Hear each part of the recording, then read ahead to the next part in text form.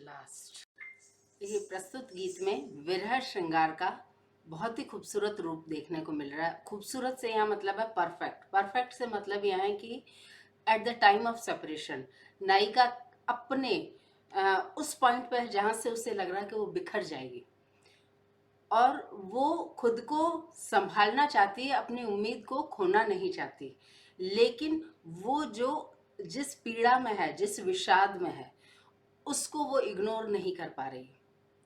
वो दो different situations को एक साथ फेस कर रही है। वो अपनी उम्मीद छोड़ना नहीं चाह रही है और वो अपने विषाद को इग्नोर नहीं कर सकती है, क्योंकि वो विषाद उसे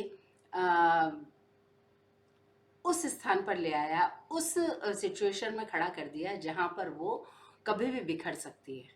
वो इससे ज़्यादा दूरी, अलगाव या उसकी चुप्पी वो सह नहीं पा रही है। यहाँ पर नायिका की स्थिति ये है। ये राग भैरव में है और लता जी की गायकी पे कुछ बोलने की ज़रूरत नहीं है किसी को भी। और मतलब it is one of her best, thousands of best, उसमें से ये एक है।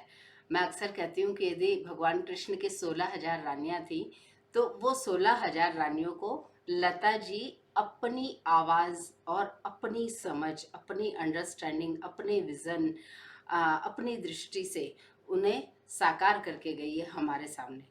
क्योंकि नायक को भगवान कृष्ण जैसा होना ही पड़ेगा, तभी नायिका अपने सौंदर्य को, अपने होने को पहचान सकेगी। वो पहचानेगी कैसे? नायक का होना सामने एग्जैक्टली बराबर की स्थिति में होना आवश्यक है। ये बहुत लंबा विषय है, भागवत पुराण और शिव पुराण और पौराणिक ग्रंथों में इनका वर्णन आता है, और उनको हम जितना भी समझना चाहें, हमारी समझ अधूरी रह जाएगी, क्योंकि ये एक आसान विषय नहीं है कलयुगी लोगों के लिए, जिनके लिए जीवन का अर्थ अब कुछ और ही है, अर्थ में ही समाया हुआ है, ऐसा समझ सकते हैं हम। तो लेकिन फिर भी लता जी को यदि ब्रह्मांड की शक्तियों ने इतना सक्षम, योग्य और हिम्मत के साथ मतलब उनको खड़ा किया यहाँ पर हमारे बीच में, वो इस पृथ्वी लोक पर जिसके हम साक्षी बने, मतलब हम भी बड़े भाग्यशाली हैं कि हम भी उसके साक्षी बने किसी न किसी रूप में, अधिक नहीं तो कुछ कम ही सही। लेकिन लता जी जब यहाँ थी इस पृथ्वी लोक पर, तो हम वहाँ पर मतलब थे। हम ये कह सकते हैं, कभी आज से 1000, 2000, 5000, 10,000, 50,000 साल बाद हम ये कह सकेंगे कि वो एक समय आया था पृथ्वी लोक पर, उसमें हम भी थे कहीं पर, बिल्कुल कोने में, कहीं अंधेरे कोने में, किसी गड्ढे में, किसी खाई में, बंद गुफा में पड़े थे, लेकिन हम थे। और उस आवाज को, उस फील को हम मतलब कहीं पर वो हमें भी छू कर जाती थी, और उससे हम समृद्ध होते थे, हम ऐसा कभी कह पाएंगे। तो नायक नायिका, यही भारतीय जो दर्शन है उसमें जो शुरुआत हुई है वो इसी प्रकार से हुई है, जीवन को समझने की। विज्ञान के अनुसार तो वह फिर वो कुछ बैठ जाएंगे जो भारत के फिलॉसफी की खिल्ली उड़ाएंगे, कुछ बैठ जाएंगे जो समझ में कुछ भी नहीं आ रहा, लेकिन दूसरे की बुराई करके वी आर बेटर और द बेस्ट ऐसा कहेंगे। लेकिन हम इसे कोशिश कर रहे हैं कि हम जब बिगिनिंग समझने की कोशिश कर रहे हैं, जब मतलब जितना हम समझ पाए कि हाँ, शुरू में प्राकृतिक शक्तियों के रूप में भारतीय एंशंट इंडिया ने, भारतीय ऋषि मुनियों ने, ज्ञानियों ने, ऋषि यानी रिसर्च स्कॉलर, मुनि यानी मनन करने वाला, चिंतन करने वाला, एक ही चीज पर लगे रहकर उसको समझने वाला। तो उन ऋषि और मुनियों ने जब भारत जीवन को समझना चाहा, तो शुरू में प्रारंभ में प्राकृतिक शक्तियों को समझा, आकाश को समझा, फिर वायु को समझा, जिससे स्पर्श इंद्रिय का मतलब बोध हुआ। उसके बाद में स्पर्श से रूप की उत्पत्ति हुई, दैट इज अग्नि, और अग्नि से रस की वृद्धि हुई। हम जानते हैं अग्नि अपने आप में कुछ भी नहीं है, कुछ चीजों को की उपस्थिति में वो उन्हें जलाकर खुद को उपस्थित करती है, या खुद की प्रेजेंस को शो करती है। तो उसमें कुछ तो भस्म बनती है और कुछ वातावरण बनाती है। अग्नि की उपस्थिति में वातावरण का निर्माण होता है, और वो वातावरण किसी नई व्यवस्था, किसी व्यवस्था विशेष का निर्माण करता है, और उस व्यवस्था विशेष में नए बीज, नए प्रकार से जीवन की रचना होती है। इतना तो साइंस भी मानता है, और इतना ही भारत ने भी उसको अपने तरीके से समझा है। और बहुत मतलब मेरे जैसे से कोई बहस करेगा तो कहेगा विज्ञान से बेहतर समझा है। तो यहाँ पर हम उस विषय को थोड़ा सा विराम देंगे, और अग्नि के बाद में जल, और जल के बाद में गंध की उत्पत्ति हुई।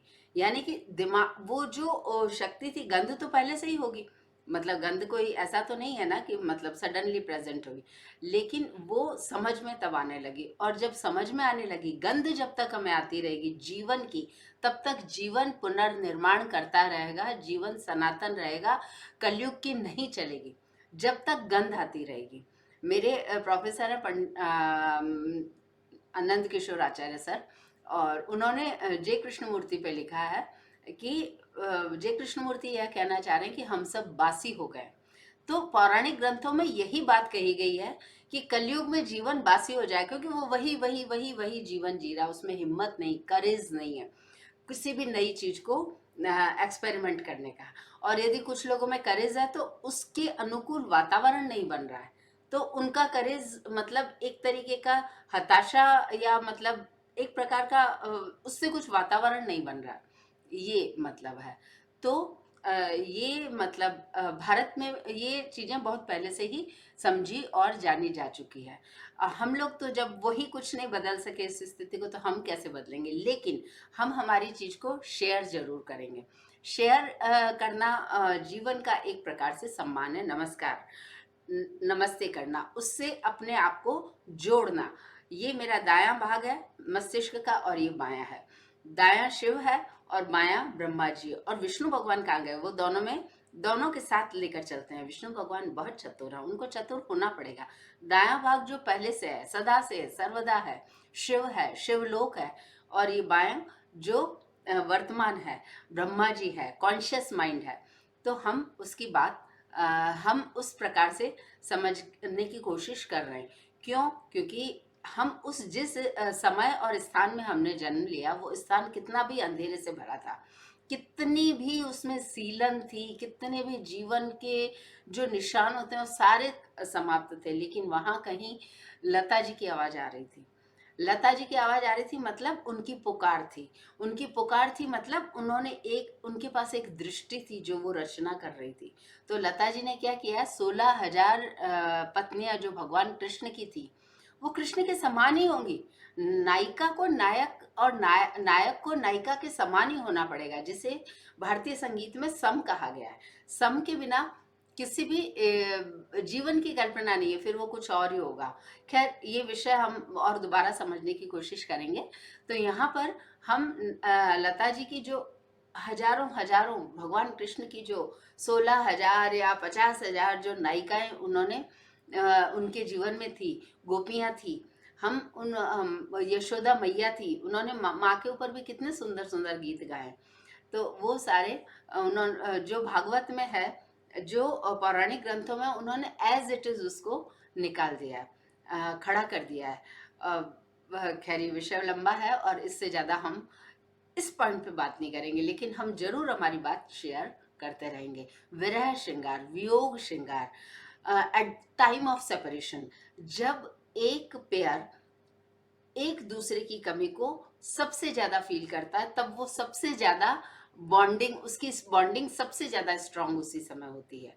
वो एक दूसरे की प्रेजेंस को सबसे ज्यादा फील कर रहे होते हैं, और वही मतलब उनके रिश्ते की बुनियाद है, वही उनके रिश्ते की सच्चाई है कि वो एक दूसरे की कमी को फील कर रहे हैं। यदि आप कमी को फील नहीं कर रहे हैं तो फिर ठीक है, वो भी अपने आप में, उसमें भी कुछ महत्वपूर्ण होगा ही।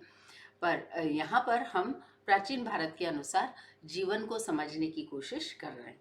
तो प्राचीन भारत ने प्राकृतिक शक्तियों को समझा, और समझते समझते उन्हें लगा कि कुछ शक्तियां पुरुष प्रधान गुण लिए हुए हैं, कुछ शक्तियां स्त्री प्रधान गुण लिए हुए हैं।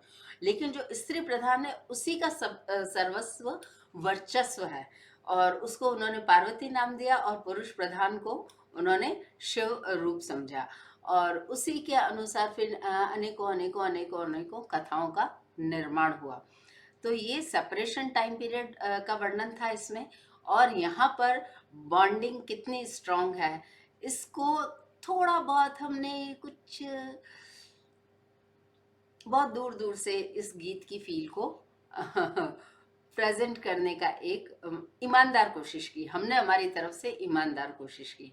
लेकिन हमारे रिसोर्सेज बहुत लिमिटेड हैं और हमारे पास में उतनी सुविधाएं नहीं है, तो हम जितना इसके करीब जा सकेंगे उतनी कोशिश जरूर करेंगे।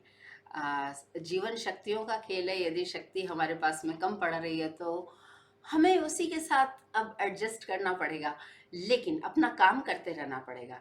कर्म योगी श्री कृष्ण कह के गए, कर्म किए जा। तो कर्म क्षेत्र को हम कभी भी समाप्त नहीं होने देंगे। बाकी जो भी है, thank you so much. I am very much sure कि ये इस गाने को, इस गीत को किसी न किसी रूप में आप रिलेट कर पाए होंगे, और लता जी के गीतों से संबंधित, या इस गीत से संबंधित, या विरह श्रृंगार से संबंधित कोई आपके अपने भी कोई शेयरिंग है तो please do not forget to share with us. Thank you so much. जय भारत।